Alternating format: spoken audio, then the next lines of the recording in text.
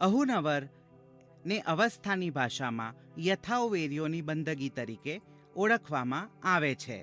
તે સૌથી પુરાતન અવસ્થા ભાષામાં છે અને અવસ્થાની સર્વ બંદગીઓમાં સૌથી પુરાની બંદગી છે.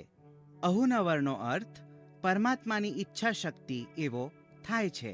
અહુનવર સર્જન માટેની બંદગી છે. શરૂઆતમાં જરથોસ પૈગંબર પૂછે છે, ઓ અહુરમઝદ, દુનિયાના રચયિતા, એ કયો એક પવિત્ર શબ્દ હતો જે તમે સર્જન કરવા પહેલા જાહેર કર્યો હતો?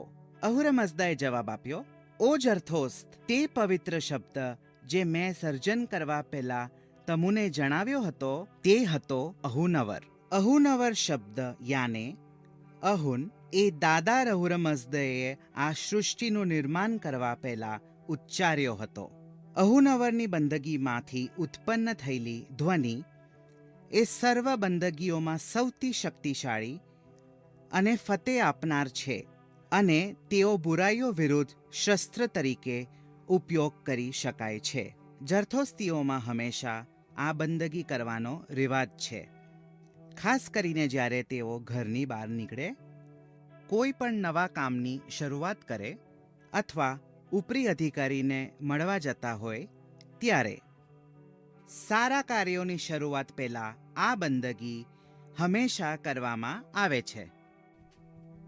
અમારી આ નવી ટેલિસિરિયલ અહુનવરમાં અમે પારસી જરથોસ્તીઓના રીત રિવાજો, ક્રિયાકામો, તહેવારો, પારસી કોમની જાણીતી વ્યક્તિના ઇન્ટરવ્યૂઝ, બાળકો દ્વારા પ્રસ્તુત એકાંકી નાટકો તથા પારસીઓના ઇતિહાસ અને સાહિત્ય પર યોજાયેલા એક્ઝિબિશન્સ વગેરેની જાણકારી આપીશું.